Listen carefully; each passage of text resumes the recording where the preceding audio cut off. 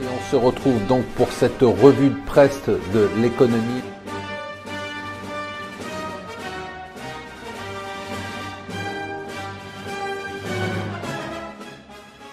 Bonjour et bienvenue sur Mon Financier pour le Morning Zapping du jour. Nous sommes le mercredi 22 mai et la nouvelle du jour n'est pas une nouvelle. Vous regardez, j'ai pas de journaux. J'ai réussi à faire ma revue de presse sans journaux pour un ringard comme moi qui ne lit pas ses journaux sur les écrans et les tablettes. C'est difficile, mais on y est arrivé quand même. J'ai voulu faire un point aujourd'hui sur les pays émergents parce que bon, je suis désolé, mais on est obligé d'en parler tout le temps des États-Unis, de la Chine, avec la guerre commerciale, un peu de l'Europe, un peu du Japon et de la Grande-Bretagne. J'ai voulu faire un point un peu sur les pays émergents parce qu'il se passe pas mal de choses depuis le début de l'année. Les performances sont contrastées. Les pays émergents, les marchés émergents sous-performent, hein, les marchés développés avec des mouvements qui sont spectaculaires sur les monnaies. Hein. Par exemple, le peso argentin qui baisse de 20%, la livre turque qui a perdu 15%.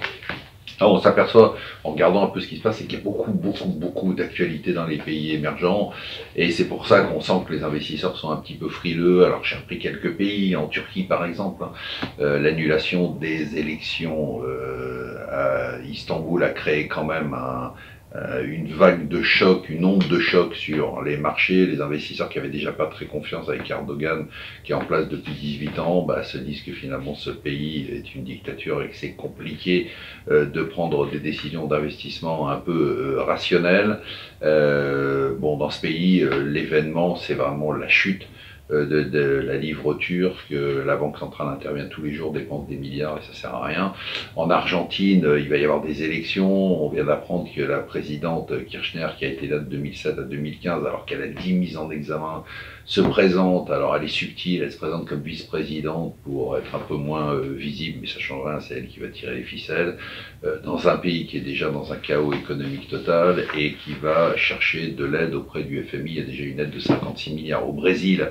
Les investisseurs avaient misé sur Bolsonaro, ils sont très déçus. Le début de son mandat est extrêmement chaotique, manque totalement d'expérience, et notamment la réforme structurelle que tout le monde attend au Brésil, c'est la réforme des retraites.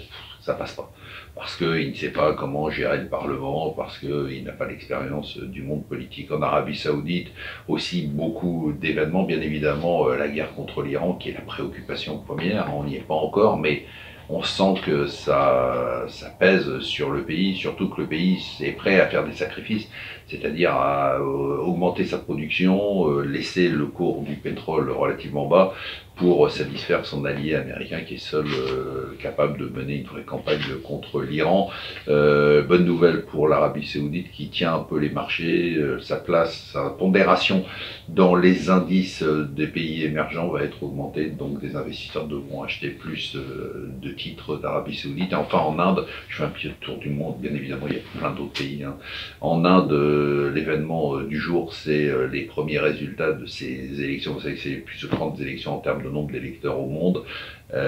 Donc les premiers résultats donnent le parti de Narendra Modi en tête, mais largement en tête. Il aurait, contre toute attente, même la majorité absolue, et les investisseurs ont applaudi, avec un marché indien qui a pris 3,8% le jour de l'annonce de ses anticipations de résultats. Dans le reste du monde, Theresa May, ça devient pathétique, il faut qu'elle parte. Là, elle ne sait plus quoi faire. Elle a proposé au Labour de Corbyn un nouveau référendum pour qu'ils puissent se mettre d'accord sur le plan Brexit.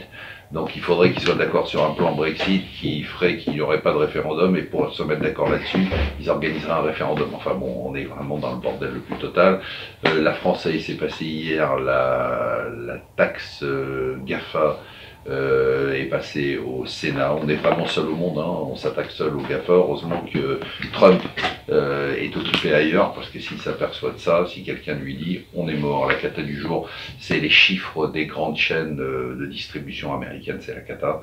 Entre Amazon et les changements d'habitude de consommation, c'est pas gagné. Et les cours du secteur se sont effondrés hier. Moi, je vous souhaite une excellente journée sans journée.